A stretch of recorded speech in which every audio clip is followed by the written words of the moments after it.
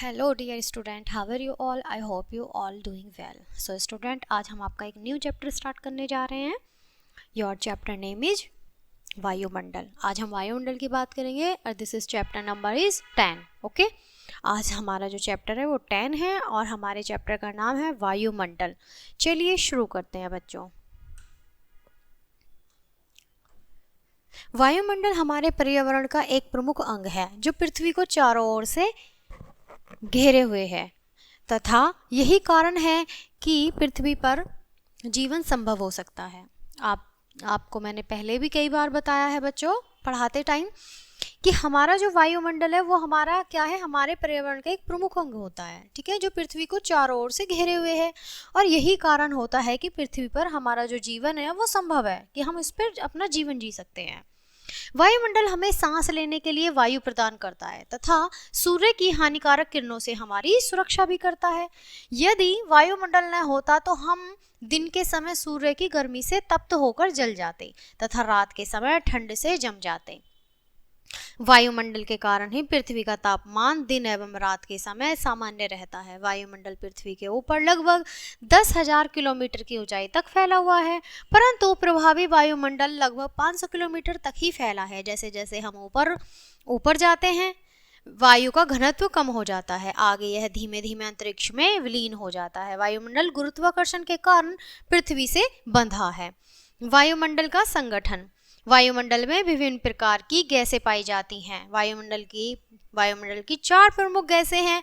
Nitrogen 78% है, oxygen 21% है, argon 0.93% है, कार्बन डाइऑक्साइड 0.3% है. अन्य सभी गैसें जैसे नियॉन, हीलियम, मेथेन, ओजोन तथा हाइड्रोजन आदि मिलकर केवल 0.04% है. इन गैसों के अलावा वायुमंडल में धूल के छोटे छोटे जो धूल होती है, धूल के छोटे छोटे कण भी विद्यमान रहते हैं, यानी कि उसमें मिले हुए होते हैं. नाइट्रोजन का जो बच्चों इसमें परसेंट होता है वो होता है 78%. वायु में सर्वाधिक पाई जाती है गैस नाइट्रोजन. यह गैस पौधों के अस्तित्व के लिए आवश्यक है, यानी अगर हमें अपनी पृथ्वी पर पौधे चाहिए तो ये नाइट्रोजन गैस होनी बहुत ज़्यादा ज़रूरी है. पौधे अप्रत्यक्ष रूप से नाइट्रोजन को ग्रहण करते हैं, यानी वो दिखाई नहीं देते हैं, अप्रत्यक्ष रूप से ग्रहण करते हैं. वे सीधे वायु से नाइट्रोजन नहीं ले पाते. मृदा तथा कुछ पौधों की जड़ों में रहने वाले जीवाणु वायु से नाइट्रोजन लेकर इसका स्वरूप बदल देते हैं जिससे पौधे उसका प्रयोग कर सकें. ऑक्सीजन 21% वायु में प्रचुरता से मिलने वाली दूसरी गैस है. मनुष्य तथा पशु सांस लेने में वायु से ऑक्सीजन प्राप्त करते हैं. हरे पादप प्रकाश संश्लेषण द्वारा ऑक्सीजन उत्पन्न करते हैं. इस प्रकार वायु में ऑक्सीजन की मात्रा समान बनी रहती है. यदि हम वृक्ष काटते हैं तो यह संतुलन बिगड़ जाता है. कार्बन डाइऑक्साइड यद्यपि वायुमंडल की समस्त गैसों के कुल आयत का मात्र 0.03% है, तथापि यह हरे पौधों द्वारा अपना भोजन बनाने के लिए उपयोगी है. मानव तथा जीव जंतु स्वोत्सर्जन द्वारा कार्बन डाइऑक्साइड बाहर निकालते हैं जो पौधों द्वारा प्रयुक्त होती है. मनुष्य तथा पशुओं द्वारा बाहर छोड़ी जाने वाली कार्बन डाइऑक्साइड की मात्रा पादपों द्वारा प्रयोग की जाने वाली गैस के बराबर होती है, जिससे यह संतुलन बना रहता है. परंतु यह संतुलन कोयला तथा खनिज तेल आदि ईंधनों के अधिक प्रयोग से बिगड़ जाता है. वे वायुमंडल में प्रतिवर्ष करोड़ों टन कार्बन डाइऑक्साइड की मात्रा में वृद्धि करते हैं.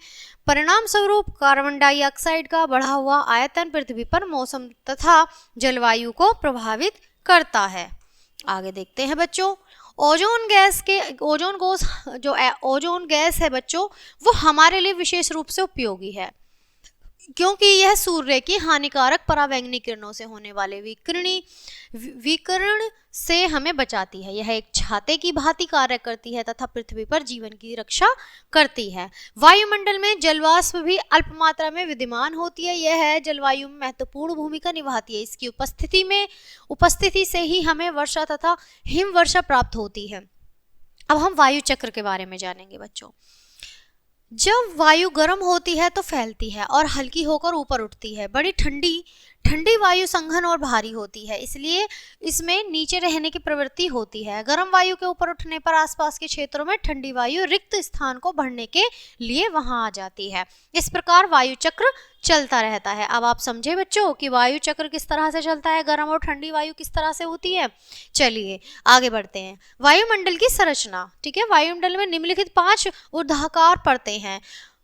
क्षोभ मंडल, ठीक है, संताप मंडल, मध्यम मंडल, बढ़ाए वायुमंडल एवं बहिर्मंडल। अब क्षोभ मंडल के बारे में बात करेंगे बच्चों। यह परत वायुमंडल की सबसे महत्वपूर्ण परत है। यह वायुमंडल की सबसे निचली परत। इस परत की ऊपरी सीमा को क्षोभ सीमा कहते हैं। इस सीमा की ऊंचाई विषुवत रेखा पर 18 किलोमीटर तथा ध्रुव पर 8 किलोमीटर इस मंडल में मौजूद वायु में सांस लेती है। मौसम की लगभग सभी घटनाएं जैसे वर्षा, कोहरा एवं ओला वर्षण इसी परत में होती हैं।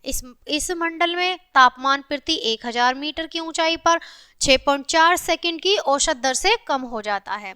अब हम बात करेंगे समताप मंडल की।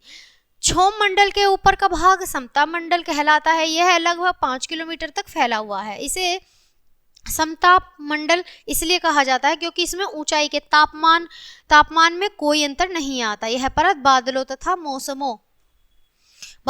मौसमों से संबंधित घटनाओं से लगभग मुक्त होती है।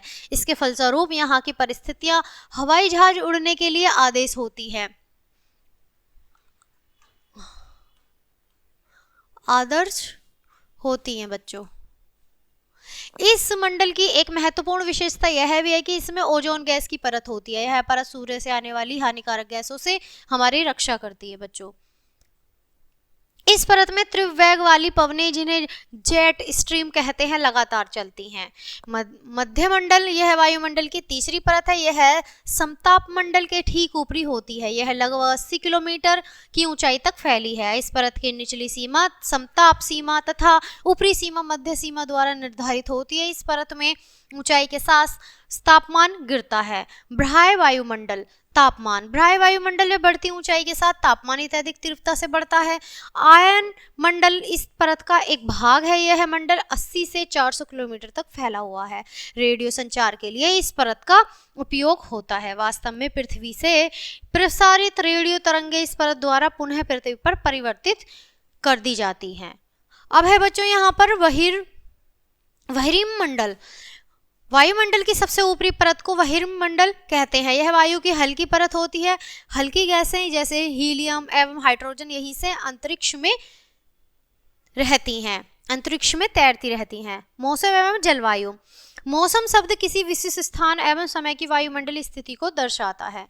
मौसम वायुमंडल की प्रत्येक घंटे या दिन प्रतिदिन की स्थिति होती है। इसमें तापमान, वायुदाब, आर्द्रता तथा वर्षण आदि तत्व सम्मिलित होते हैं। मौसम विज्ञान मौसम की स्थिति का विज्ञान अध्ययन करता है। प्रतिदिन समाचार पत्र मौसम संबंधी रिपोर्ट छापते हैं। रेडियो तथा टेलीविजन द्वारा भी मौसम संबंधी समाचार प्रसारित किए जाते हैं। इन समाचारों तथा रिपोर्टों के माध्यम से किसी भी विशिष्ट दिन के तथा आगामी कुछ दिनों के मौसम की इन दिनों के पूर्व ही जानकारी मिल जाती है। इस प्रकार की सूचना का मौसम की भविष्यवाणी कहा जाता है। इस सूचना के आधार पर हम अपने आगामी कार्यक्रम बना सकते हैं। मौसम नाटकीय रूप से दिन प्रतिदिन बदलता है, किंतु दीर्घकाल में किसी स्थान का औसत मौसम उस स्थान की जलवायु बनाता है। तापमान से आशिया सेल्सियस 0 डिग्री सेल्सियस या फ़ारेनहाइट 0 डिग्री F में मापी गई। वायु की ऊष्मा से है धरातल की ऊर्ध्वाधर तथा क्षैतिज दोनों रूपों में तापमान में भिन्नता मिलती है। तापमान को अग्रलिखित कारक प्रभावित करते हैं। अब हम बच्चों देखेंगे विषुवत रेखा से दूरी, अक्षांश। किसी स्थान की विषुवत रेखा से दूरी अर्थात अक्षांश तथा उसकी सूर्यताप प्राप्ति का गहरा संबंध है। विषुवृत्तीय रेखीय क्षेत्रों में सूर्यताप की मात्रा सबसे अधिक होती है, क्योंकि वहां वर्ष भर सूर्य की किरणें सीधी पड़ती विषुवत रेखा से ध्रुवों की ओर बढ़ते हुए तापमान में कमी होती जाती है। ध्रुवों पर सूर्य की किरणें सदैव तिरछी पड़ती हैं, यह कारण है कि वहां तापमान न्यूनतम होता है। समुद्र तल से ऊंचाई। अब हम बच्चों बात करेंगे, जैसे जैसे हम समुद्र तल से ऊपर जाते हैं तापमान कम होता जाता है, क्योंकि वायु का घनत्व कम होता जाता है। समुद्र तल से प्रति 165 किलोमीटर की ऊंचाई पर तापमान 1 डिग्री सेल्सियस कम होता जाता है। यही कारण है कि लगभग समान अक्षांशों में स्थित मैदानों की तुलना में पर्वत का तापमान कम होता है। समुद्र से दूरी। अब हम बच्चों हम यहाँ देखेंगे समंदर से दूरी। यहाँ वातावरण की कुछ परतों के बारे में बताया गया है बच्चों। देखेंगे यहाँ पर वायुमंडल है, ठीक है, 800 से 1000 किलोमीटर पे, ये अंतरिक्ष है। यहाँ पर तापमंडल है, यहाँ कार्मा रेखा है, यहाँ पर मध्य मंडल है, ठीक है, यहाँ उपग्रह है, अलंकाएं हैं, ठीक है, उल्काएं हैं, सॉरी, ओजोन परत है, विमान है, क्षोभ मंडल है, यहाँ पर है हमारी पृथ्वी, गर्म वायु गुब्बारे हैं, आप देख पा रहे हैं, है ना, वायुमंडल की ये परतें हैं इस प्रकार से।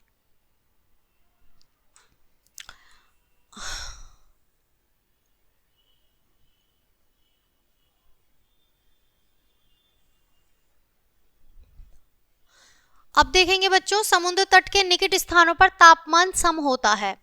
यहाँ ग्रीष्मकालीन तापमान और शीतकालीन तापमान में अधिक अंतर नहीं होता। इसके विपरीत समुद्र से दूर स्थित क्षेत्रों में तापमान विषम होते हैं, अर्थात इन क्षेत्रों में ग्रीष्मकालीन और शीतकालीन तापमान में अधिक अंतर होता है। इसका कारण यह है कि स्थल की अपेक्षा जल देर से गर्म होकर देर से ठंडा होता है।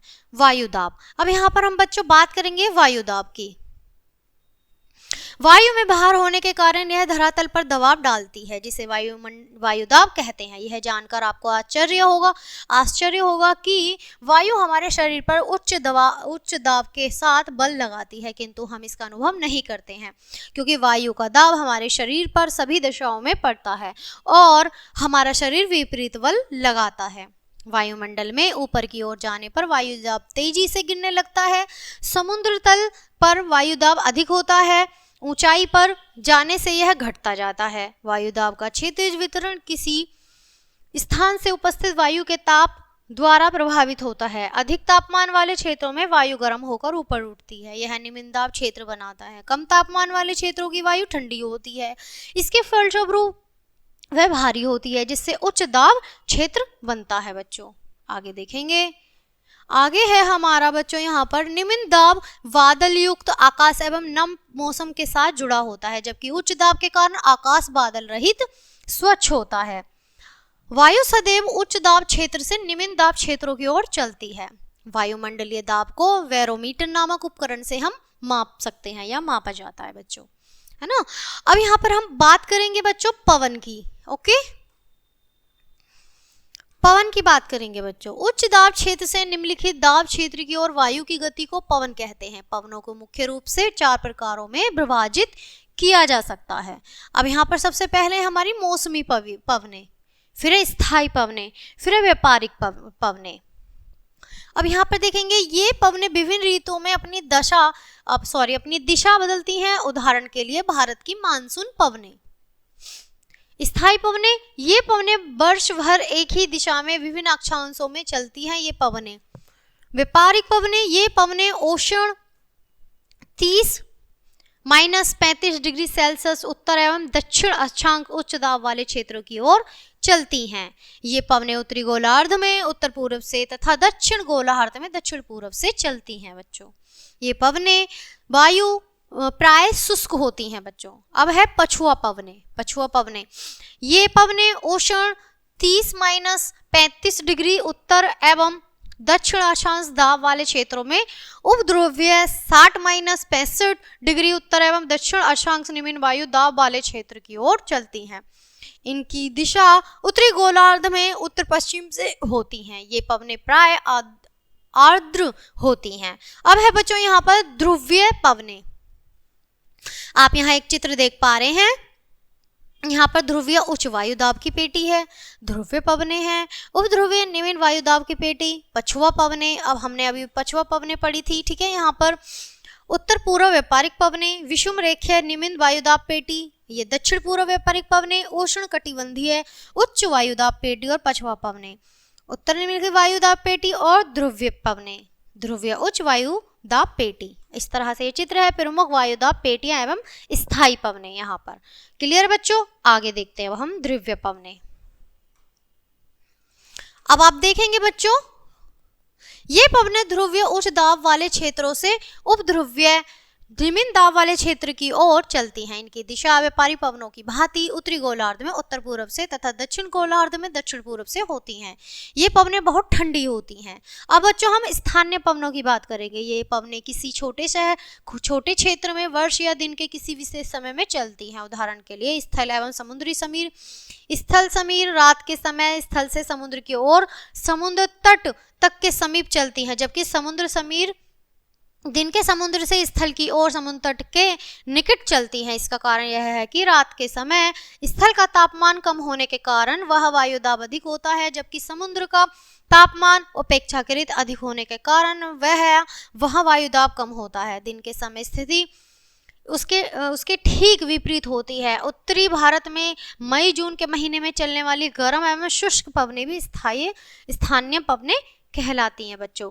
अब यहाँ पर आप देखेंगे सागरीय एवं स्थलीय समीर किस तरह से होते हैं। यहाँ पर है समुद्र समीर, है ना, ये समुद्र है, आप यहाँ देख पा रहे हैं, यहाँ पर सूरज की किरण भी है। अब यहाँ है हमारा स्थल समीर, एक जगह रुका हुआ, और ये हमारा यहाँ पर समुद्र है, और यहाँ हमारा क्या है, सूरज है। ठीक है, रात और दिन का यहाँ पर पोर्शन दिया गया है। स्थल क्या है हमारा, ये हमारा स्थल है। क्लियर है? आगे बढ़ते हैं बच्चों। आगे देखेंगे बच्चों अब हम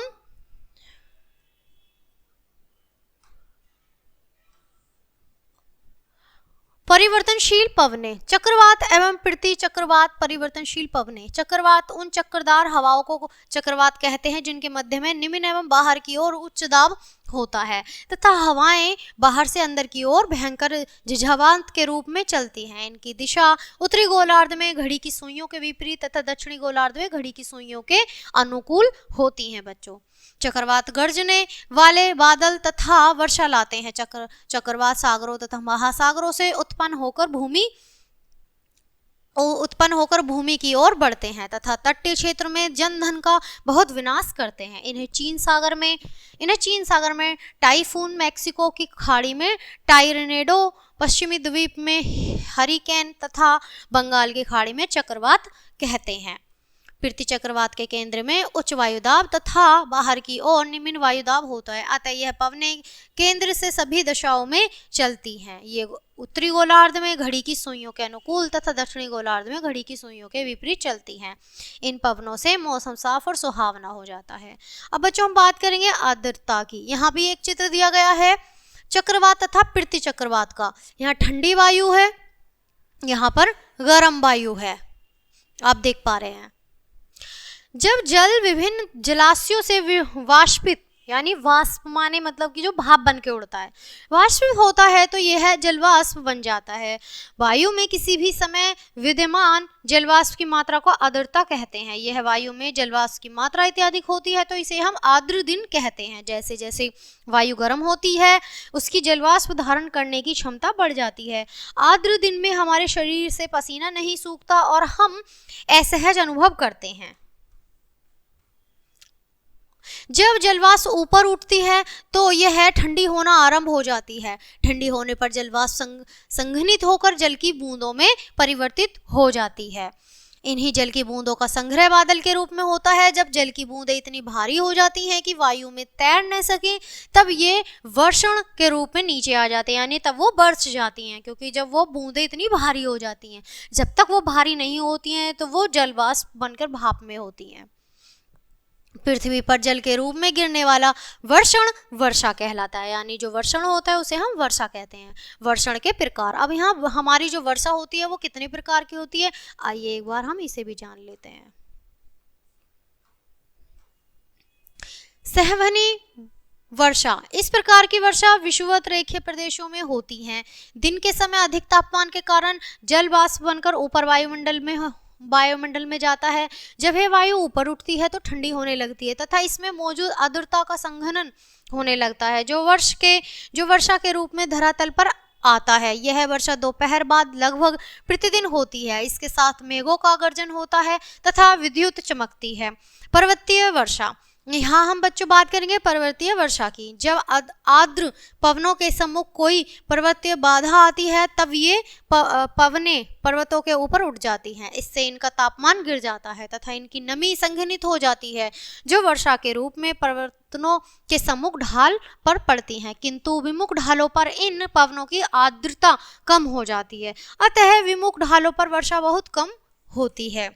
चक्रवातीय वर्षा, यह वर्षा शीतोष्ण कटिबंध में होती है। जब उष्ण तथा शीतल वायु एक दूसरे से मिलती हैं, उष्ण वायु हल्की होने के कारण शीतल वायु के ऊपर उठती है, जिससे जलवाष्प का संघनन होता है तथा वर्षा होती है। इसे वातार्गी वर्षा भी कहते हैं। अब यहाँ सवहनी वर्षा, इस तरह की वर्षा होती है बच्चों, जो गर्म वर्षा होती है। अब बच्चों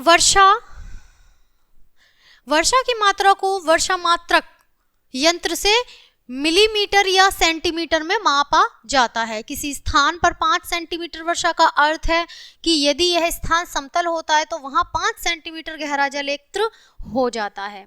अब आप देख रहे हैं कि जो वर्षा मात्रक भी वर्षा मापने के लिए अलग होता है।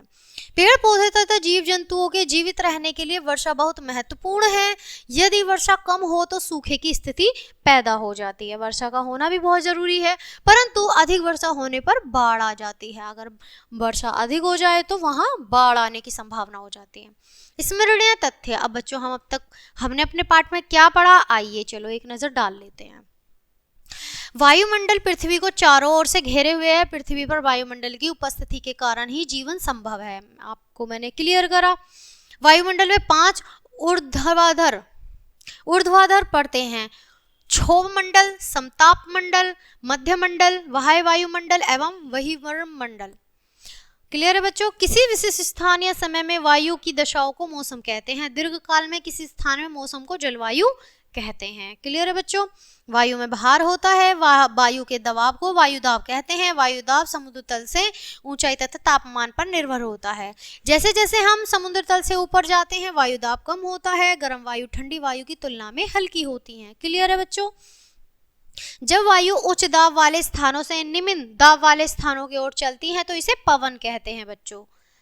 पवनें 4 प्रकार की होती हैं: स्थायी पवनें, व्यापारिक पवनें, पछुआ पवनें तथा ध्रुवीय पवनें। मौसमी पवनें, मानसून पवनें, स्थानीय पवनें, स्थल एवं सागरीय समीर लू एवं परिवर्तनशील पवनें, चक्रवात तथा प्रतिचक्रवात। क्लियर है बच्चों। मैंने अभी आपको क्लियर करा था। जल वाष्प ठंडा होने पर संघित हो जाता है और जल की बूंदों में परिवर्तन हो जाता है। जब ये जल की बूंदें पृथ्वी पर आती हैं तो इसे वर्षा कहते हैं। वर्षा 3 प्रकार की होती है: समहनी वर्षा, पर्वतीय वर्षा तथा चक्रवातीय वर्षा। सो बच्चों, आज हमने आपको बहुत सारी चीजें क्लियर करी हैं। आई होप आपको चैप्टर एंजॉय किया होगा आपने और अच्छे से समझ आया होगा। चैप्टर को यहीं खत्म करते हैं। मिलते हैं आपसे नेक्स्ट चैप्टर में नेक्स्ट वीडियो के साथ। तब तक के लिए bye and thanks for watching.